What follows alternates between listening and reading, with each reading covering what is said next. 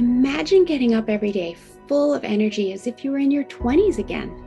What would that be like? What would it be worth to you? What is your health worth to you? Think about it. Your health isn't everything, but without it, everything else is nothing. And yet, too many of us are taking it for granted until something goes wrong. And no one wakes up hoping to be diagnosed with a disease or chronic illness. And yet, we've never been taught how to be proactive in our health through our school or public health. As a registered health coach and integrative health practitioner, I believe it's time this information is made available to everyone. Combining new knowledge around your health and the ability to do my functional medicine lab tests in the comfort of your own home will allow you to optimize your health for today and all your tomorrows. Don't wait for your wake-up call. Welcome back to another episode of the Don't Wait for Your Wake Up Call podcast. My name is Melissa Deely. I am your host, and today I have with me the wonderful Dean Mitchell. Welcome to the show, Dean. Hi, thanks for having me, Melissa. Very excited to have you here, and let me just introduce you to the audience. Dr. Dean Mitchell is a board-certified allergist, immunologist, and integrative medicine specialist with over 25 years of experience. He is the founder of Mitchell Medical Group in New York City and a national leader in sublingual immunotherapy, a safer and more natural treatment for allergies. Dr. Mitchell is the author of Dr. Dean Mitchell's Allergy and Asthma Solution, which offers an innovative holistic approach to managing immune and allergic conditions. A graduate of NYU School of Medicine, he is also the host of the Smart Medicine podcast, where he explores cutting-edge strategies for treating chronic illness and restoring vibrant health. And of course, that is all so in alignment with everybody in this show. Thank you very much for your time and for being here today. And I love to ask, what led you to this path of becoming a doctor and then, going broader than many medical doctors do, looking at chronic illness, looking at the underlying root causes of allergies, etc. Yeah. Well, I'd say from a very early age, I was very interested in medicine, but I was probably brainwashed by my parents because they do show me a picture when I was like 5 years old. They had a stethoscope draped around my thing. So I think somehow they steered me in that direction. But I kind of always gravitated when I used to watch medical shows on TV or read books about it. I always thought, a doctor's mission was very noble. I loved science, it's the curiosity, which also I love in practice, learning people's stories. You learn so much from sitting with people one on one. I mean, when I went into medicine, I knew for sure I wanted to have a very um, people doctor relationship, not be like a radiologist in a room looking at x-rays or something, or an anesthesiologist putting in, these are all obviously important professions, but that wasn't for me. I wanted direct patient contact. And to answer sort of the second part of what you asked, that after a few years in private practice here in New York, I started to see some of the limitations of what we would call conventional medicine. And it led my wife, who's also a physician who I met in medical school, for us to explore these other areas, back when it wasn't so popular, aspects of what we would call now today integrative or functional medicine. So we traveled around the country or wherever we had to go to train with some of the best people to bring that into our practice. And it's really made for a very rewarding practice on our end and hopefully helping a lot of patients. I'm sure it is. And of course, there is a place for allopathic medicine and the way that it's practiced. And there's a place for going beyond that and looking at root cause and then Right. using some of the herbal remedies and natural healing options that are available to us and that have been available to us for many years and in some ways have been forgotten with Mhm. the introduction of the allopathic medical model and big pharma. So I Right. love that, you've gone beyond that initial training, which is a lot of training, and kudos to you for having gone through it and Thank all you. of it, and to continue learning, right? And to recognizing that education isn't the be all end all, and there's always more. Yeah, So I I think it's love that also you've done really that important, together. but right. And I think what's important, what you're saying, my training, there is a lot of years of training going to medicine, which is important. And I Yes. found it to be important too, because although over the years I met a lot of really smart, interesting um, integrative practitioners, I'll call them. A lot of them don't have like a medical license, but what I've had the advantage of doing is like when I see a patient, I'm able to really review and do any kind of comprehensive testing that's important to rule out other, obviously, Hmm. potential treatable conditions, and yet also use my additional training to help some of those patients with very complex chronic problems. Like I did a video once on this. I called myself the 10th doctor. I was wearing like a basketball jersey with 10 on it because usually most of my patients have seen at least 9 other doctors before they Right. come to me. Yes. Right. And not getting the answers they're looking for. And Right. kudos to them to listen to their intuition, to know that there's Yes. got to be something more and to Right. keep looking, right? Keep Absolutely. Yeah, I seeking give answers. today patients, what's really fascinating in this, actually, I've been practicing about 32 years, and what's really fascinating now at this stage of my career to be seeing patients coming in really armed with a lot of information, a lot of good questions. I mean, obviously today went from Dr. Google to now ChatGPT, but they are getting a lot of good information. But what I try to tell them, I hope and I believe that, while all that is really good, and I'm glad they're doing their homework, that if I've treated several thousand patients with a condition, I hopefully know the fastest and best route Right. without making too many, you know, um, wrong turns and getting them better faster. And this is a big change from back in the day when I first started practice, when patients had to totally rely on their physician because Hmm. we were the one who got the medical journals and everything. And that was the only way really medical information was disseminated. Right. Exactly.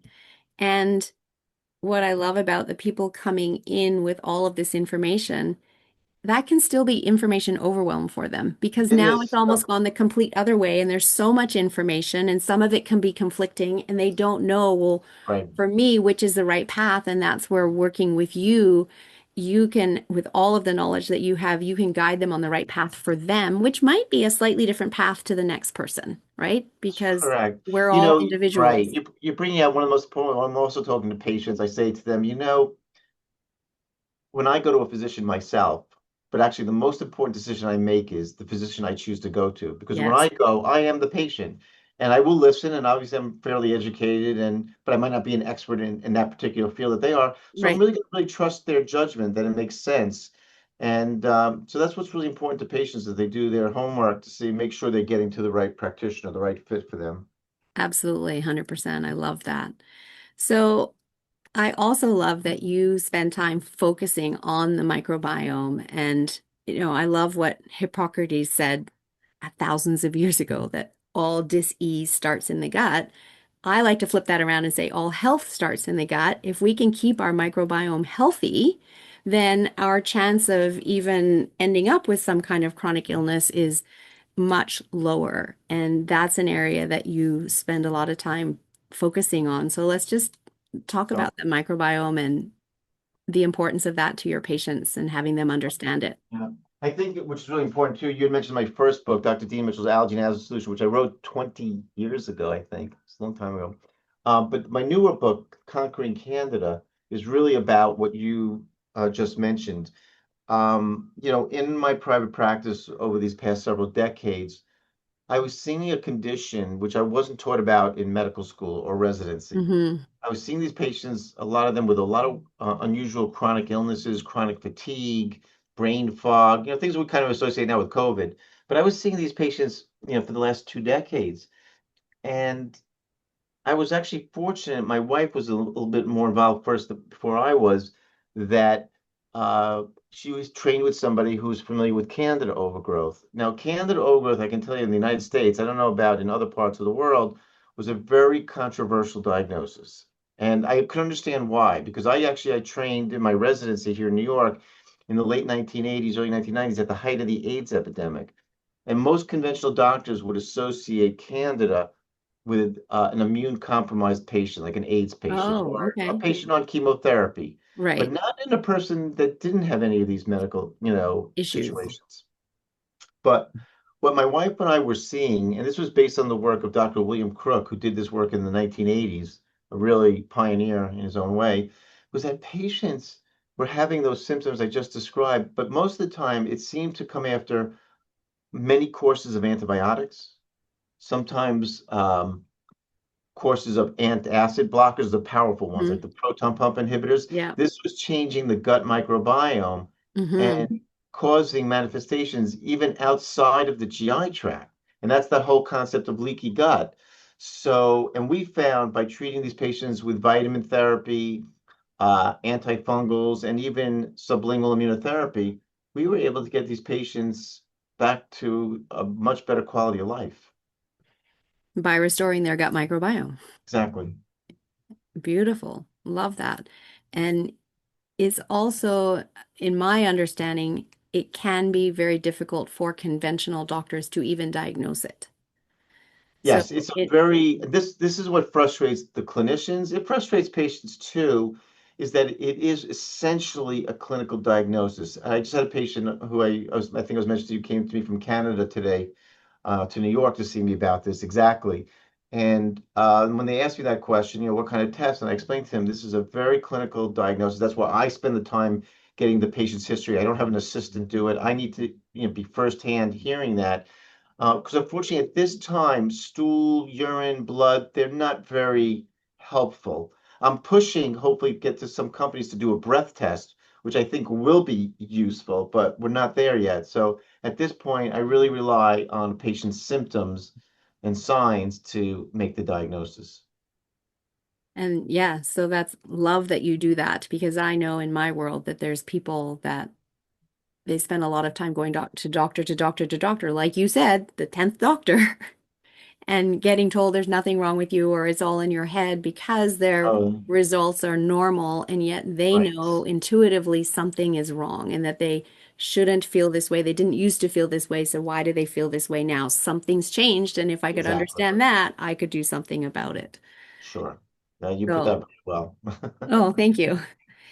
And food allergies. Let's talk about that. And not just food allergies. You work with all, environmental allergies. You mentioned Yeah, asthma as that's well. the other hat I wear in the practice. I actually enjoy it because those patients also can get super healthy.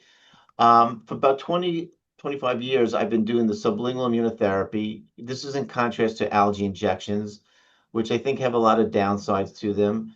The sublingual immunotherapy we're able to use for environmental allergies, people allergic to the pollen. We're having a pretty heavy pollen season here in New York now. I can also do it for animal dander, cats, dogs, even horses. I have a couple of patients that Mm, like horseback riding and were very symptomatic. my So this daughter is, could benefit from this that. is very nice because it really relieves their what we call their allergic rhinitis symptoms. It can help reverse asthma. So it's really nice to do. The more almost exciting thing that I've been doing the last decade is treating children and adults with dangerous food allergies with the sublingual drops. And this has become Interesting. a big issue, around the world, especially in Western countries, where there's been an explosion of food allergies. And then there's a whole bunch of reasons I could go into after possibly why that's happening. But has become a big problem. And because a lot of times too, especially the children, it's not even like they have one food allergy. They'll have multiple food allergies. So now they're restricted from going to some of their friends' homes or to certain, restaurants or parties. And it becomes very, inhibiting.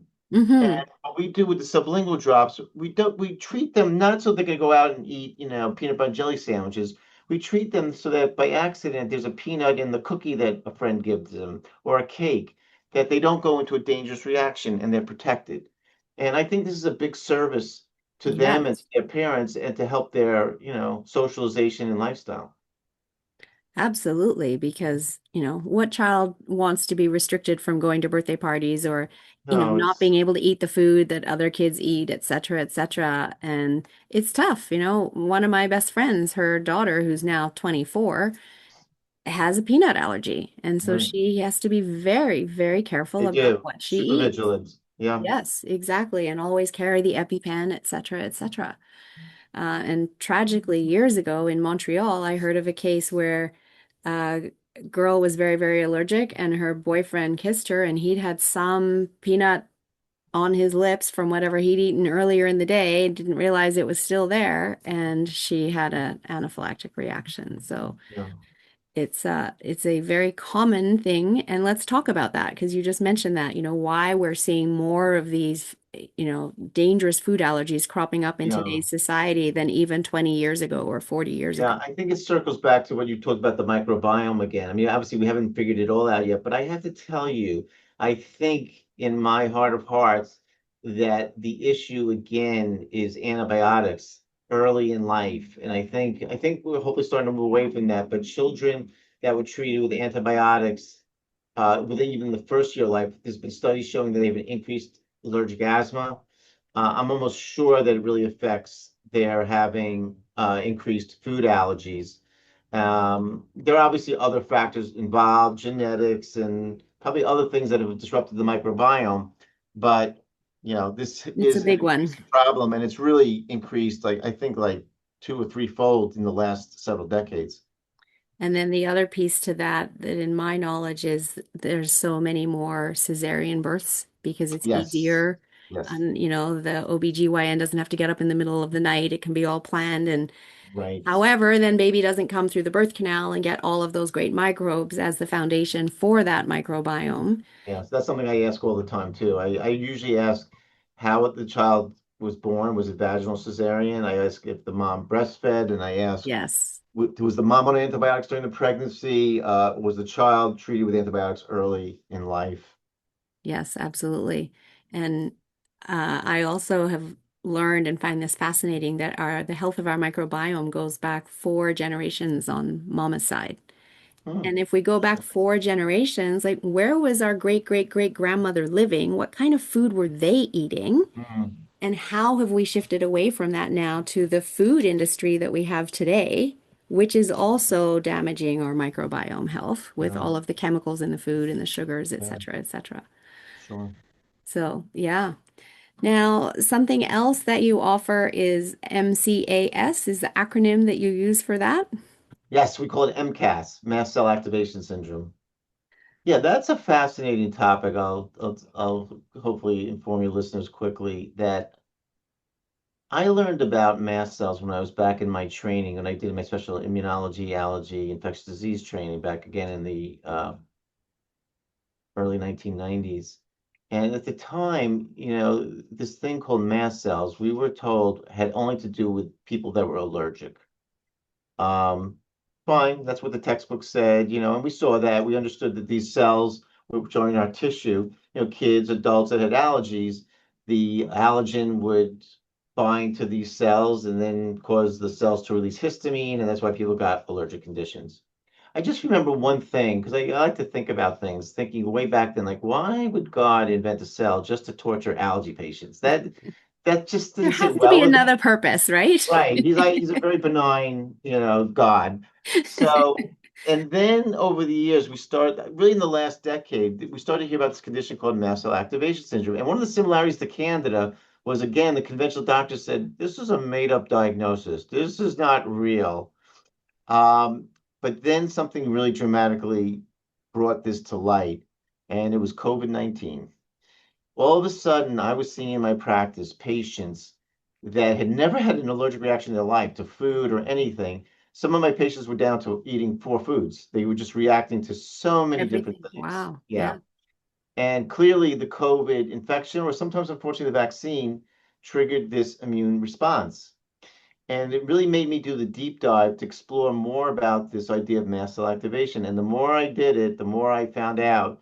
And it made sense because what was overlooked was that mast cells, which we all have, nope, there's not anybody in existence who's never had their body doesn't have mast cells. You have to have them, but they are what we call uh, a patrol cell. They're the first cells on the scene when you get a cut on your hand, when you Mm-hmm. get an infection. So we need them. Right. But when they're in a chronically active state, it causes multitude type of symptoms because the mast cells, again, different what I learned in my training days, they're not just on the skin or in the sinuses, they're in the gut, they're in the female reproductive organs, I mean, they're in the brain, I mean, they're all over because they have to be. And that's why we see such a plethora of symptoms, for patients that have this condition. My goal in treating them is twofold. One, to stabilize the mast cells, which I can do. There's certain compounded, very safe medications I get for my patients that does that. And it even better if I can find what's the underlying cause and treat that. Sometimes Right. it's Candida. Sometimes, a lot of cases, it's external mold, which is a big problem here in Yes. the United States. Sometimes it's due to an infection like Lyme disease or COVID. So each thing really needs to be addressed for that particular patient. And they've been activated for a reason. They're doing their job They're doing a because job. They just, yeah, but they need to be turned up. I make the analogy. It's like putting a pot of water on a stove and turning the dial all the way up so the water's boiling. You right. know, don't want it boiling all the time. You really want to dial that down so it's just on a little simmer. And in getting to the root cause of what's going on, the Lyme disease, the mold, the Candida, etc., that will help them dial down on their own because they're recognizing it's 100%. healing and then they can, they can back off and not have to work so hard. Exactly. And you're supporting that entire process by addressing the Candida and the mast cells as well, Exactly. and just helping speed up the healing process for people. Right. Because once the immune system, what's really great about our bodies, which is really amazing, once you take away the things that are aggravating it, it kind of knows what to do. And Exactly. yeah. That's what I always love to say, that a body in balance won't get sick, doesn't gain weight, etc. Hmm. However, there's so much going on in our bodies and in our environment that are causing our body to be out of balance. Whether Right. we're undernourished, whether, we've got a high toxic load, whether we're stressed out, and the body can't do everything, and we're demanding it to do That's what, well, everything. you get to another really key point is that I call it the double or triple hit, theory. Like, again, sometimes someone, um, I mean, COVID was a very intense infection for a lot of people, but sometimes it's like someone's been exposed to mold for a while. Then maybe again they were on antibiotics a lot for other infections. They got Candida. Then they got COVID. The double, triple hit is what Yes, tends to break the dam, and yes, all hell breaks loose. yes. And that mold one is such a tough one because it gets into the body and it just slowly, slowly, slowly causes very slight symptoms that build over time that the person's Yes. barely noticing the difference, just like we don't Right. see our child grow before our Right. eyes. And then when they go to the doctor, the symptoms are just symptoms of so many things that the doctor has a hard time pinpointing, oh, that it could be mold. And That's a so good then they point. might be Yeah. like, we'll use this antibiotic, and then now we're doing more damage. And if that doesn't work, come back and we'll, give you more or something. And it's a tough one, and it's very common for Yeah, I to mean, have. that even surprises me so many times when when I'm sort of stuck and, someone doesn't even have a history of being exposed to mold, and I don't understand why they have chronic fatigue. And then as a last ditch thing, I'll check the mycotoxins in their urine, which is a very accurate test from real-time labs. And then I'll say, oh my God, their levels are so high. And Right. they were unaware and we're able to treat them and they get much better. Hmm. But it is like it's really you pointing out, it's a very insidious type of illness. I mean, sometimes it's clear cut. You see black mold on a wall or in a basement. Yes, okay, you got a problem. A lot of other people, sometimes it's in their air vents Yeah. or in a school or where they work. Yes, exactly. I just did on my podcast, The Smartest Doctor in the Room. I just had on actually an attorney, Alan Bell, who's wrote a book called Poisoned. It was a dramatic book. I mean, really so powerful how being exposed to certain toxic chemicals and mold derailed his life. I mean, he was a promising attorney and, working in Miami, and he had to quit his job. He had to go to move like to like a little bubble in the Arizona desert to try to regain his His health, health. which Wow. he did, but Yeah. it was quite a dramatic story. Well, I've experienced mold myself in my work environment, and Mm, I was only working there part-time in sales and marketing 2 days a week, and the entire building was under renovation. mm, And I started working there and I was enjoying the work. And about a month in, I started getting a migraine every time I went to work. And wow. I didn't know why. I struggle with migraines anyway. And I was like so hormonal. I'm like, what's going on with Hmm. my hormones? And then one day, one of the construction workers came into the office and goes, oh my God, the amount of mold in this building is unbelievable. And I was Wow. in corporate. I didn't even know what I knew then. However, my intuition was like, oh my God, I bet that's what's Mm, causing my mm, migraines. So then I yeah. just decided, I can't do this anymore. I gave my notice. I resigned. I That was very smart. gave them a month's notice. I'm out of here.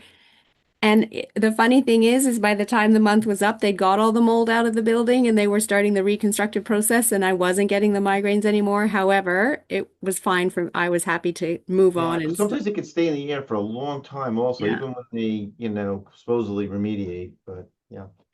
So yeah, mold is a really tough one. So I love this conversation, Dean. I know we could talk for hours about all of the great work that you're doing. And like I said, I just truly appreciate that your focus is on getting to the root cause and helping your client heal rather than a quick fix, you know? And no slight to any other doctors. Doctors know what they know what they've been trained. You've chosen to learn more, and that really sets you apart. And you've really dived into the aspect of root cause and helping clients heal. And so kudos to you for doing that because Yeah. I know that's a lot more learning that you've embarked on. And I love that Well, I clearly would you're tease. not done. You're going to always Yeah, be learning. yeah, I tease my wife, because again, we've been practiced together, and she's probably the smartest doctor in the office here. But, but I never got. I guess never got over medical student syndrome. I love learning, and especially without the test, it's even better. You know. Exactly. Just keep learning. And yeah, Just you don't keep have to. learning, and that's why I do my podcast. I've Yeah, been doing it the last 5 years, and I initially did it because I said, I really enjoy talking to doctors, but we're always so busy. None of us will take the time, and so I embarked on this journey, and now I've had over 200 episodes, and people always laugh when they hear the title of my podcast, "The Smartest Doctor in the Room." They go, "Oh, ha ha, you think you're so smart?" I said, "No, it's all my guests." But I could tell you, I could change the name to "Becoming the Smartest Doctor in the Room" because after doing this for 5 years, I think it really has upped my game, in helping patients. So. that's awesome. I love that. So, yes, the audience can also go and check out that podcast, Becoming, or no, The Smartest The Doctor in the smartest doctor in Room. the room. Yes, Yeah. Yeah, not the becoming, beautiful. not that one yet. And so, if people want to work with you, Dean, what is the best way for them to be able to reach out, connect with you? And you also very kindly have offered a gift to the audience if you would like to share that as well. Yeah, I would love, if they're interested in what we're doing, they can go to my website, Mitchell Medical Group. I think you can learn a lot. There's a lot of information on there, and there are videos and also links to podcasts we've done on certain topics that you might be interested in learning about.